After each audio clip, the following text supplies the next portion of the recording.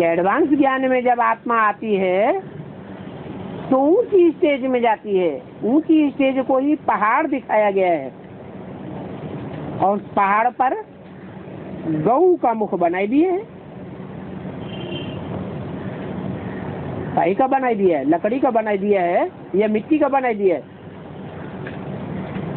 किस चीज का बनाई दिया है? अरे पत्थर का बनाई दिया है। तो पत्थर का बनाई दिया का मतलब क्या हुआ है? पत्थर बुद्धि की स्टेज दिखाई गई है तो ऊंची स्टेज। तो देखो, जब ऊंची स्टेज है, पहाड़ है, तो पहाड़ से पानी तो जरूर आवेगा। बादल होते हैं, ऊंची स्टेज में पहाड़ से जाकर टकराते हैं तो क्या बन जाता है? पानी बन जाता है।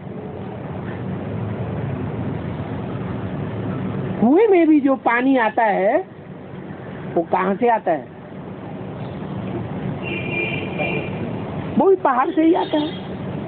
पहाड़ से नदियों में भी पानी आता है, पहाड़ से पोखरों में भी पानी आता है।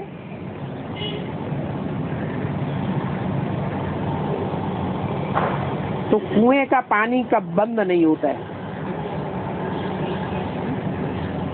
कुएं में पानी आता ही रहता है और नदियों का पानी कभी कभी बंद भी हो जाता है। कोई नदियां लगातार बहती रहती हैं।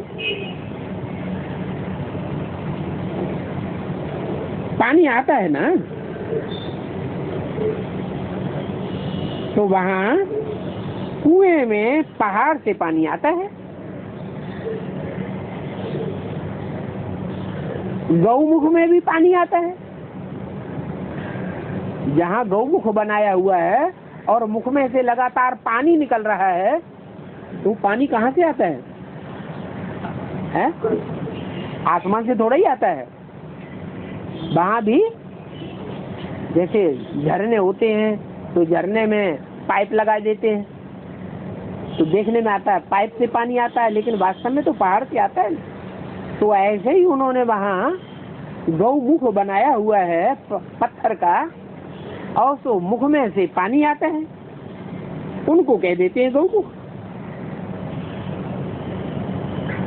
फिर बाद में नाम पड़ता है गंगा जल।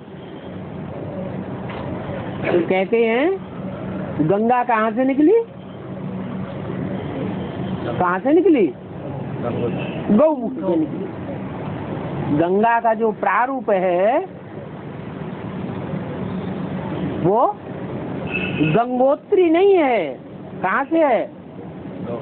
गौमुख से है।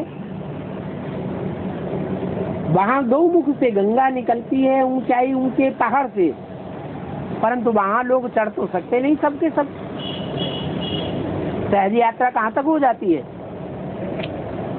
गंगोत्री तक। तो गंगोत्री से समझ लेते हैं कि गंगा निकली। गंगा उतरी, कहाँ से उतरी? गंगोत्री में उतरी। अब उतरेगी तो पहाड़ से उतरेगी ना, तो नाम दे दिया गंगोत्री। उनको फिर गंगा जल कहते हैं। वहां जाकर के गंगोत्री में स्नान करते हैं। तो देखो, ये सब झूठी बातें ठहरी, तो सच्ची बात कहाँ की है?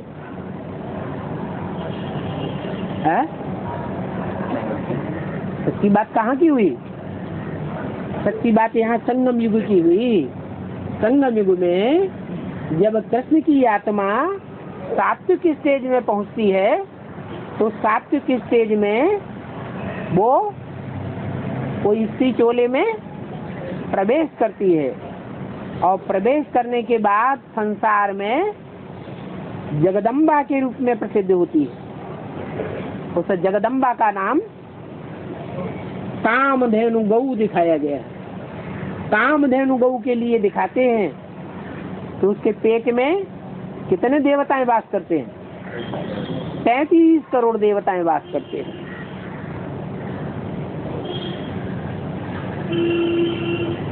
तो पतित पावन वो पानी नहीं है जो पहाड़ से आता है।